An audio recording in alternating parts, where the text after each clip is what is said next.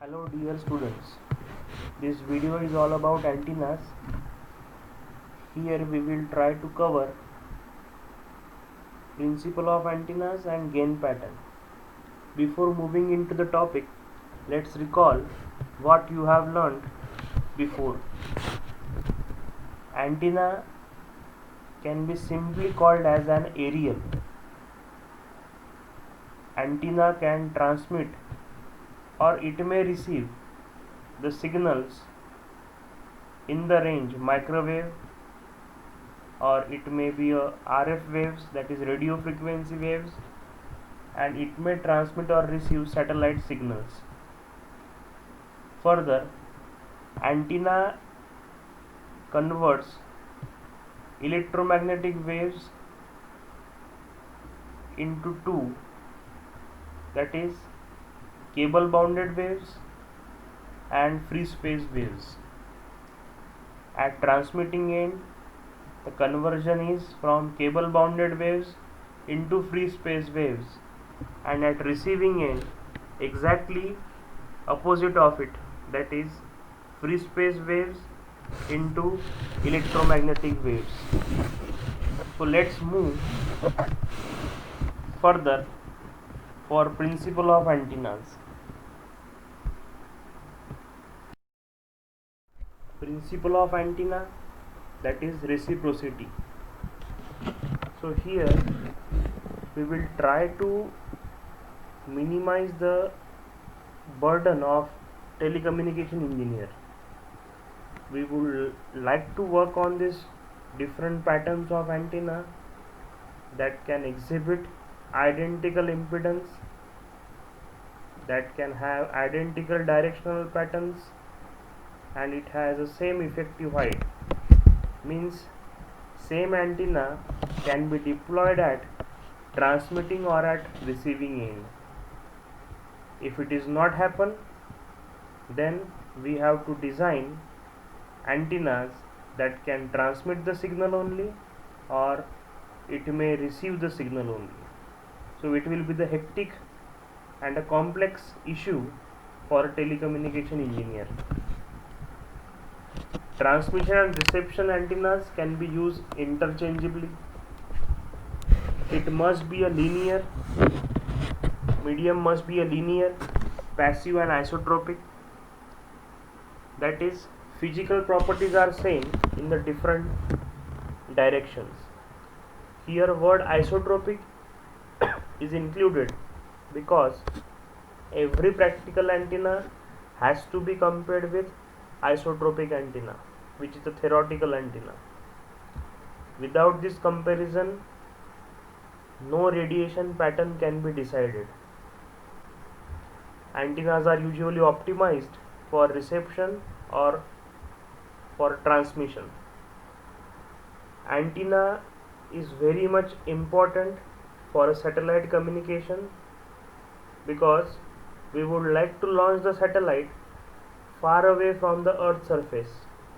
So we need to design an antenna which is a lesser in weight and which is more directional.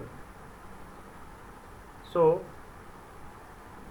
antennas are one of the key elements in a communication system, since their gain values directly determine the amount of received power, because amount of received power will decide quality of signal, that is quality of the service. Ultimately we would like to serve the user with better quality. So here antennas means their size and structure are perhaps the easiest to modify from a hardware point of view.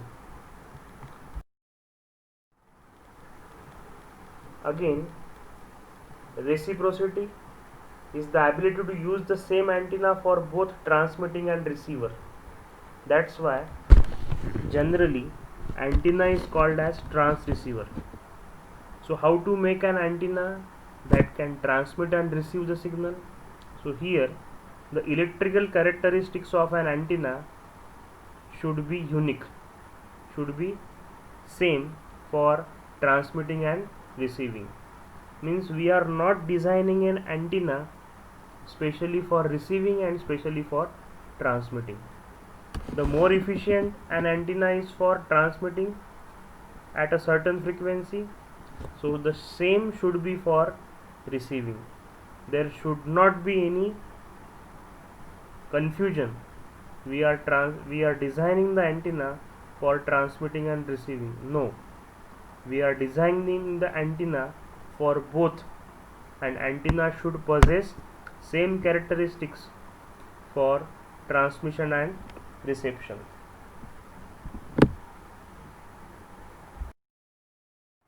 So here the reciprocity principle is illustrated in the figure.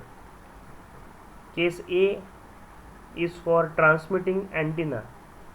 When an antenna is used for transmitting, maximum radiation should occur at right angles to the axis. Maximum radiation. So all electromagnetic wave which is coming from transmission line should be radiated via this media, so called as antenna, into the space. So the conversion is cable bounded waves into free space waves. In next case, for receiving, the same antenna is used for receiving over here. Its best reception is along the same path, that is at the right angle to the axis of the antenna. So maximum reception, that is conversion of free space waves into cable bounded waves. So how an antenna can be decided? It is decided based on its radiation pattern. Rather, we can say antennas are described by their gain pattern. We have two kinds of angle, that is azimuth angle and elevation angle. Azimuth angle is represented by phi z and elevation angle represented by phi l, which indicates how the gain of antenna is distributed spatially with respect to the antenna coordinate system. So these gain pattern are often displayed in terms of single planar angle, which is called as phi. So over here we can say this is a major lobe and these are the side lobes. So we should try to see where the electromagnetic wave is concentrated, where the power is concentrated. It is in the major lobe. And where should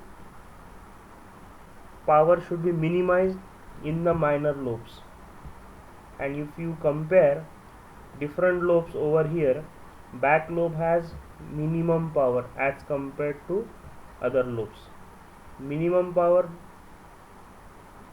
back lobes, side lobe has slightly more power as compared to back lobes, and front lobe or a main lobe is having highest power. So this is called as beam width of an antenna. Beam width is a measure of an angle over which most of the gain occurs. So this is the highest gain. And side lobes, amount of gain in off axis direction, because ultimately this lobe will going to serve the user. That's why this lobe is having maximum gain. So side lobes should have minimum amount of gain in the off axis direction, that the gain should be minimum. So this is all about this video. Thank you.